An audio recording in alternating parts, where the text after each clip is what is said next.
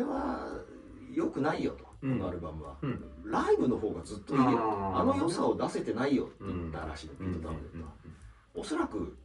聞く人の数だけ好きがある。たかが音楽、再度言いたい。暗号シノの音楽、言ったもん勝ち。とことんピンク・フロイド。結構だるいんだよなこれが。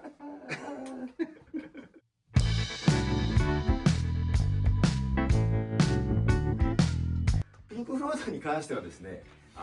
まあ語る人も多いです。多いですね。はい。で、私今回また勉強しましたよ、篠さん。本ね、こういう電気物とかね、シノバレットの読本とかね、こういう解説本ね、それからピンク・フロイド詩集とかね、これなんかはこう貴重な写真がいっぱい入ってて、すごい初期の頃のね、まだピンク・フロイド以前の写真とか載ってたりね、こういうもう全曲解説とかね、まあとにかくもう語られてるんですよ、大量に。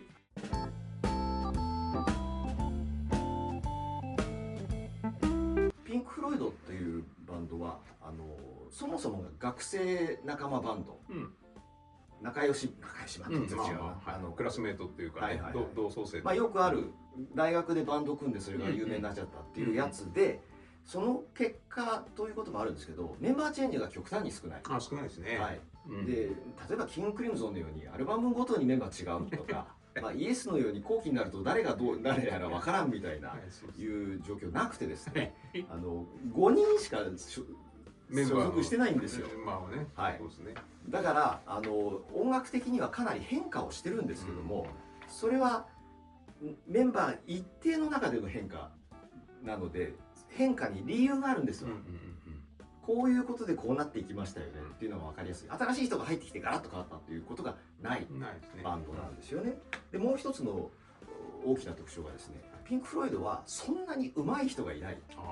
言っちゃった。まあデイビッド・ギルモアがね、後に泣きのギターで一世を風靡するし、彼はテクニックがあるいいギタリストではあるんですけど、他のメンバーは特にテクニックどうこうって言われることはほぼない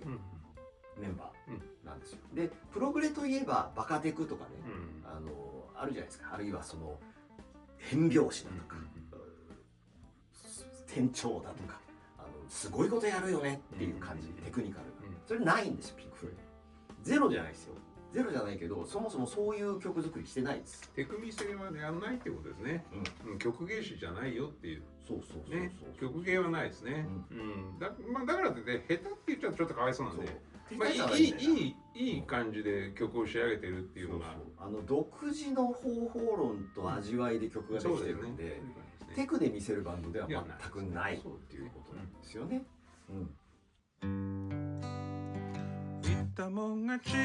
でもう一つ、あんまりイメージないかもしれないですけど、ピンク・フロイドっていうのは一貫してライブバンドなんですよ。もうデビュー前からですけど、デビュー時から最後の解散っていうか活動停止まで、何がすごいってライブのすごいバンド、激しく同意です。ってことなんですよ。だからライブで本領を発揮するっていう、これはもういろんな人が言ってて、ライブこそがピンク・フロイドだっていうような言い方はずっとされてるバンドなんですね。だから音だけ聞いて判断するのがもしかしたら正しくないかもしれない。もったいないっていうかね。でもう一つプログレっぽくないっていうところが特に後期とか中期以降なんですけど、言ってることが分かりやすいんです。主張が明確で、普通の世の中のことを言ってるんですよ。プログレというととかくこの世紀末だとかディストピアだとかなんだとかっていう話になるんですけど、それ初期はピンク・フロイドもちょっとサイケの時代があったもんでそういう詩が多いんですけど、途中からガラッと変わって分かりやすい主張をドンとぶつけてくるバンドになってます。だからそんなこともあるのか、プログレバンドとしては異例の売り上げなんですよ。そうですね。はい。凄まじく売れてるんですよ、このバンド。古代の話と未来の話を作るとかやんないですからね。SF も出てこなければ。なんつったって狂気という代表するアルバム、これが世界で5000枚は売れてるだろうと。1位がマイケル・ジャクソンの8000万枚と言われていて、これも1億売れてるだろうと言われてるんですけど、2位グループです。凄まじく売れてるんですよ。つまりピンク・フロイドはプログレのくせに誰でも知ってるんですよ、実は。プログレのくせにはかわいそうだけど、プログレっていうのはちょっとね、知名度落ちるよねっていうのが普通なんだけど、マニアックな世界だけっていうイメージなのにヒットしてるからみんな知ってる。でそのヒットした要因の一つにピンク・フロイドは録音の品質が高いんです。音が綺麗、いいですね。早い段階からすんごくいい音を出してる。でこれはライブとかといろいろこれね、今言ってること全部ぐるっと輪っかになってつながるんですけど、初期からライブで4チャンネルのステレオ、4チャンネルステレオでやろうとしてて、ずっとで早い段階でそういうのを準備してて、つまりお客を音で囲む、さらにライトショー早くから取り入れて、だからそういうことで音とか映像とか光とかって全部一緒くたに考えてたバンドなんですよね。そうですね。総合芸術バンドですね。空間作りのね。そうなんですよ。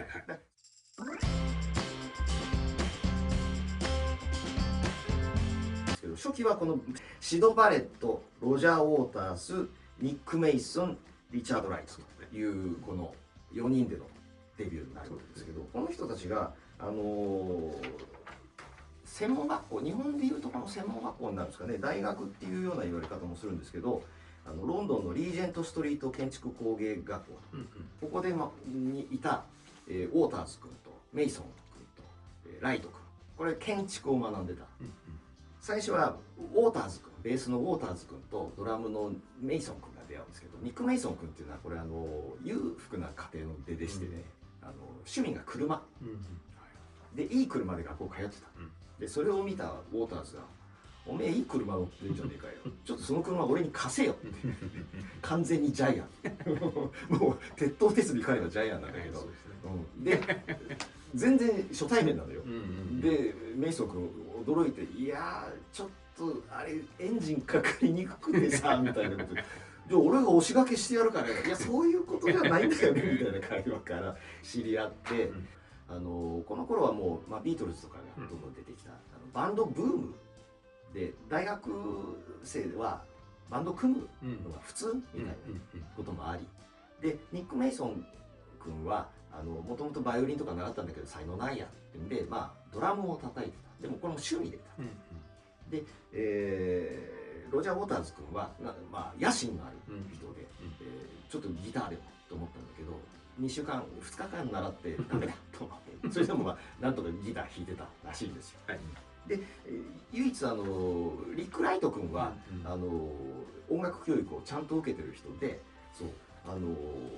彼が建築進んだんだけどこれダメだこれついていけねえやと思って、もともと子供の頃からピアノとか弾いてたこともあって音楽の学校専門学校へ行って一応ちゃんと勉強するんですよ。でそんなこともあって、この3人中心にいろんなメンバー入れ替わり立ち替わり、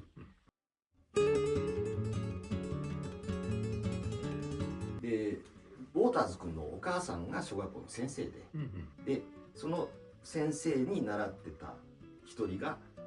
シド・バレット君なんだということで3年違うんですけど知ってた昔から。でシド・バレットがロンドンに出てきて彼は美術系の学校に通うんだけど、その時にウォーターズとかのいる下宿に転がり込んでくるわけですよ。で、そこで音楽仲間が出入りしてるわけで、シド・バレット君は昔から芸術系の才能が周囲から認められてる人で絵がうまい、で歌もうまいねなかなかと、楽器も弾けるねみたいな人だったら俺入れてよみたいなでシド・バレットが参加してだんだん原型ができてるわけですね。見た目もいいしね。シド・バレットはね。これシド・バレット君ですけど、ちょっと T レックスのマーク・ホラン風なちょっと目の大きいクリクリしたしね。でこれを作らなくてね。でも初期はね実はギターの上手い人がもう一人入ってたんですよ。でその子はブルースギターだと思って、ちょっと普通にブルースやるのはつまんないよねみたいにだんだんバンドが方向としてなってくるんですよ。そうするとそのギターの上手い子が「いや俺ブルースやりたいから」って抜けるんですよ。でしょうがなくてシド・バレットがフロントマンになってやってくる。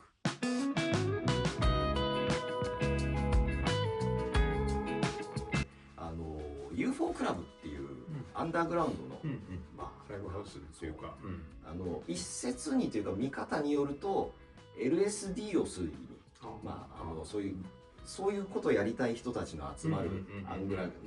場所みたいに、マスコミからは捉えられてたんだけど、そこでのレギュラー出演がだね決まるんですよ。でその時に一緒にやってたのがソフトマシンなんですよね、初期に。でそこでやるようになった時に、そういうちょっとこ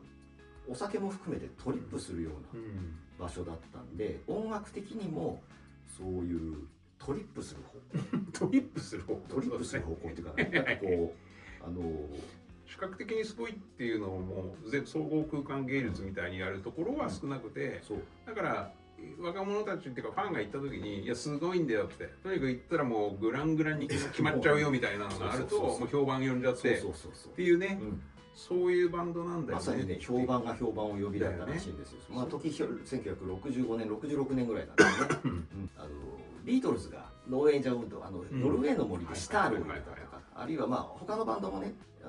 シタールインド楽器を使い始めたっていうようなことで、ちょっとそういう債権の香りが時代になんで65年ぐらいが出てくるわけですよ。瞑想したりとかね、セットでね、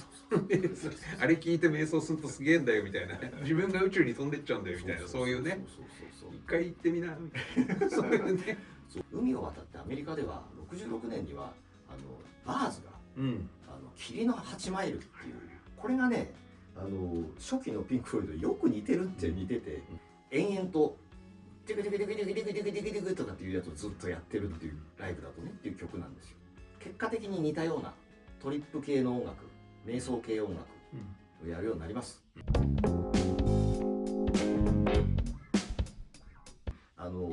ニック・メイソンとかのインタビューを聞くと、簡単に言うとニック・メイソンとリック・ライトはそんな音楽で一山当てようとかって考えてないんですよ全然。で気づいたらなんかアングラの変な場所で、そういう場所にいろんな縁で行ったんだけど、シド・バレットがそこでその場に実にふさわしい、ある意味サイケデリックな言葉と音楽を作り出すことができたことによって、他のメンバーはそういう音楽をやるっていうのを、体に染みついたわけですね、初期に。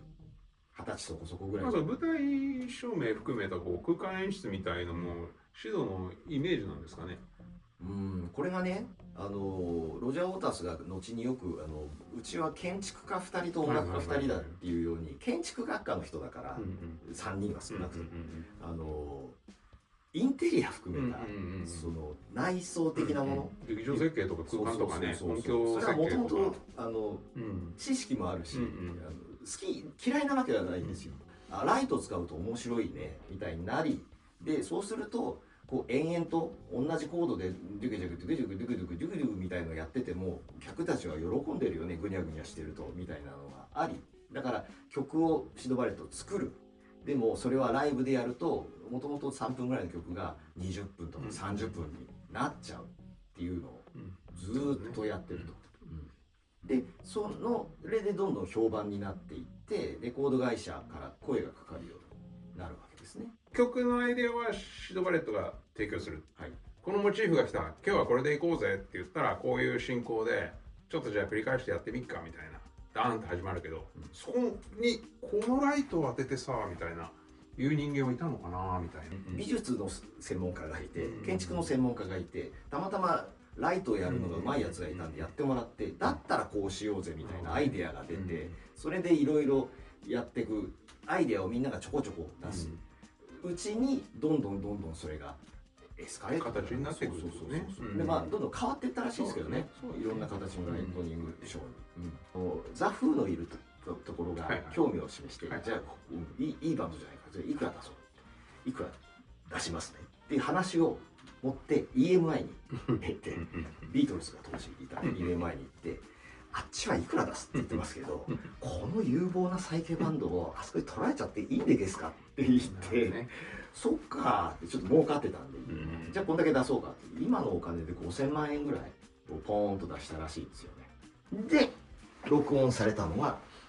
言ったもん勝ち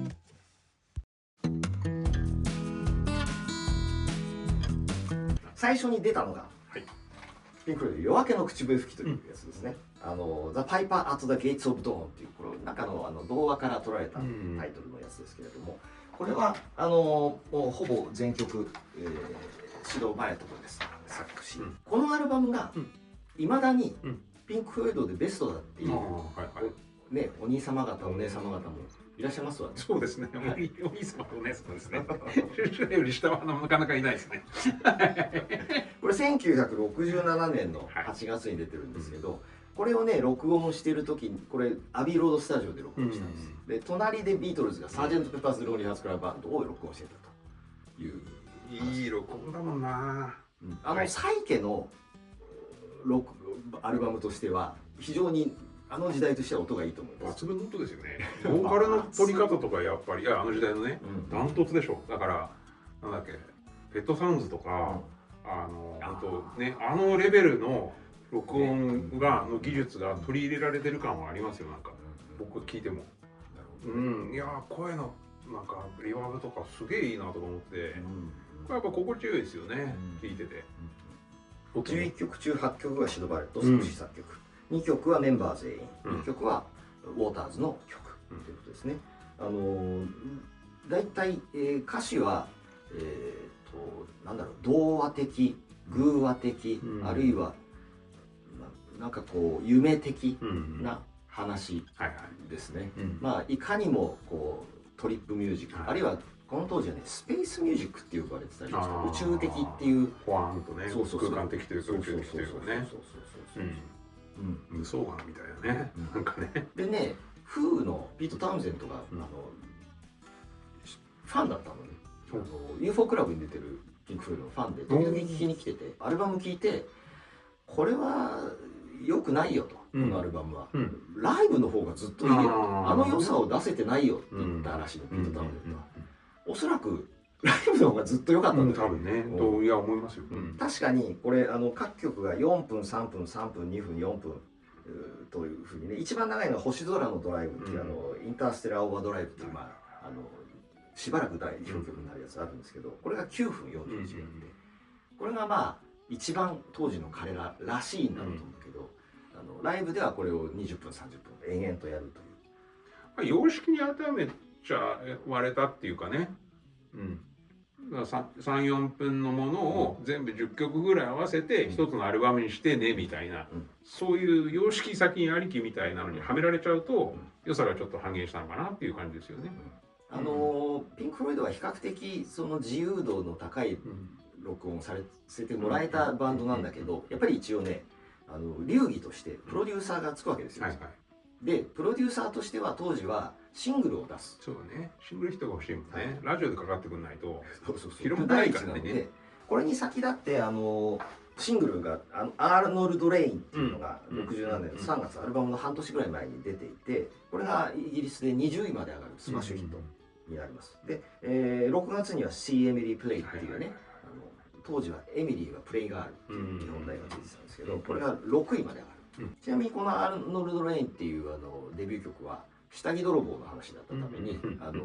放送禁止になった。放送禁止になったことで話題になって、変な歌があるらしいぞ、変わった曲があるらしいぞ、話題になって20位まで上がった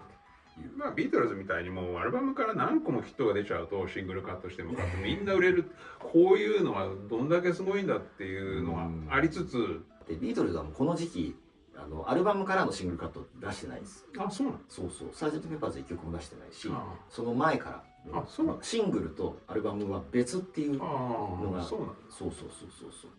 別にアルバムからカットしなくていいっていうぐらい、シングル用にちゃんと曲を作る、アルバム用に曲を作るっていうことができた。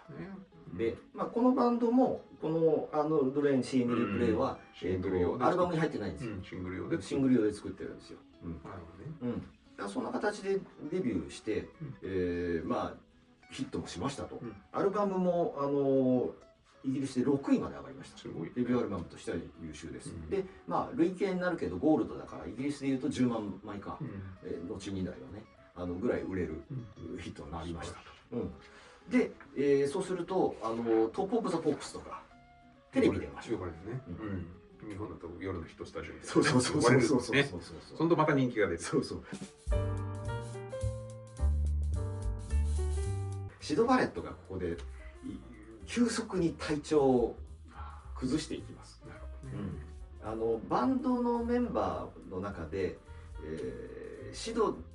が突出してお薬がお好きだった。シドが一番見られてたしね。いくらやっても大丈夫な人もいれば、酒飲みみたいね。そうそうそうそう。ちょっとやっただけで不調をきたしてしまうような人もいて、多分シドの場合はそんなに体に合ってないのにやり続けちゃう。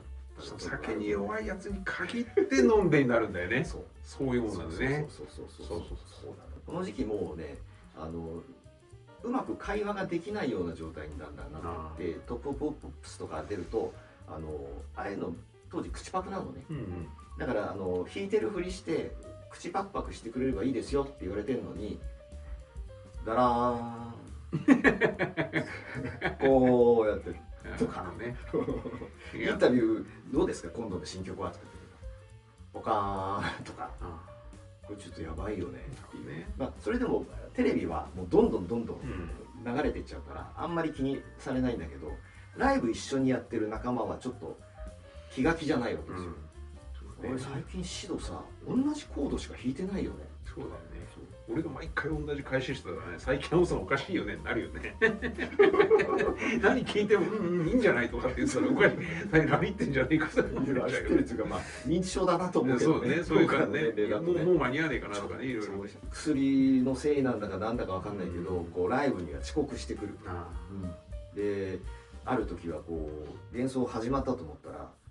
ずっとチューニングを始めてる。そういう曲なのかなと思って他の連中がやってるとどんどん弦を下げてってベロンベロンにしちゃってベロンベロンベロンってやってる。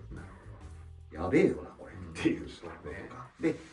ヒットが出たんでアメリカ行く。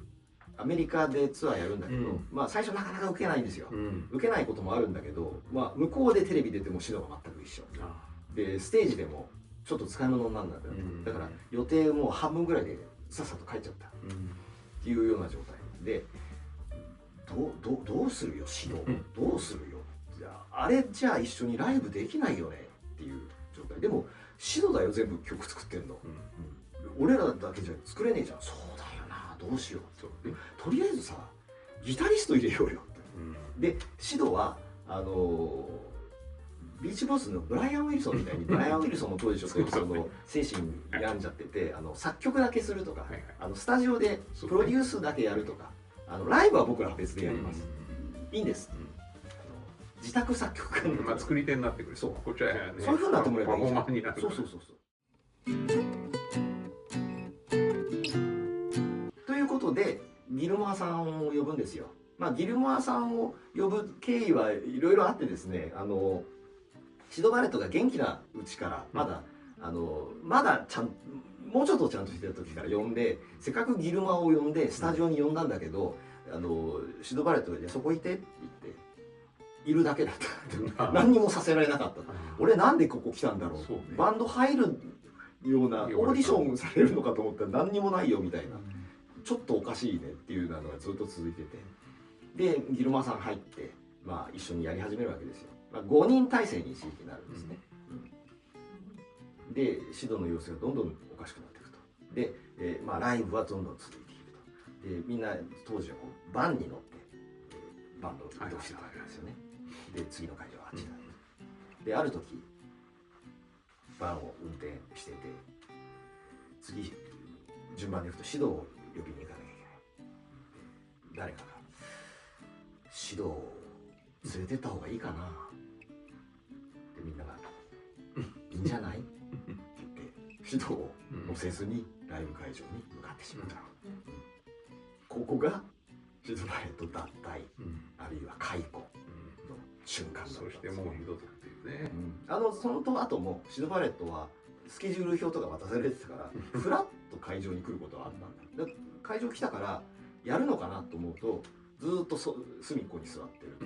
とか楽屋の隅っこで寝てるとか、あるいは急にやる気になって「今日は何を弾けばいいんだい?」ってやってきたかと思うと本番の時にはプイッといなくなっちゃってるとか、まあ、そういう状態で、でこのシド・バレットを追い出しちゃった、なんとなく追い出しちゃったっていうのが、これ今日はシドいいんじゃないって言ったのがどうもロジャー・ウォーターズらしいんですよ。ロジャー・ウォーターズだろうね、間違いなく。でバンドメンバーも賛同したんだよ、だってもう大変だったんだから、当時のやつ読むとさすがにこれ付き合ってらんないっていう状態だったんで、じゃあシドなしでライブはやろうかっていう気持ちになるのはもうだって20歳ぐらいだもんね、21、22とかさ。でだけど置いてきぼりにしちゃったっていうのは、特にロジャー・ウォーターズは負い目になるのよね。捨ててきたって感じだね。そうなのよ。でロジャー・ウォーターズっていうのはもう攻撃的で高圧的で、もう世の中全部を敵に回すような人で、小学校も中学校も専門学校も大体先生とぶつかりまくって、それが後にザ・ウォールにつながってたりするんだけど、で友達もあんまりいないんですよ。唯一話がちゃんとつながるのがニック・メイソンぐらいのやつで、それは本人のインタビューでは僕は他人が怖いんだと、だからつい攻撃的になってしまうんだよ、その気持ちはわかるんだけど、でそうやって攻撃をして相手がなんか返してくれたり、なんだよねって言うならいいんだけど、ポツンとさいなくなっちゃってさ、その後心を病んじゃってさ、もう家に閉じこもっちゃったになるとさすがに両親が痛むわけよね。でこれが後々ピンク・フロイドの音楽性とか歌詞とかっていうのにずーっと引き継がれていくことになるわけですよ。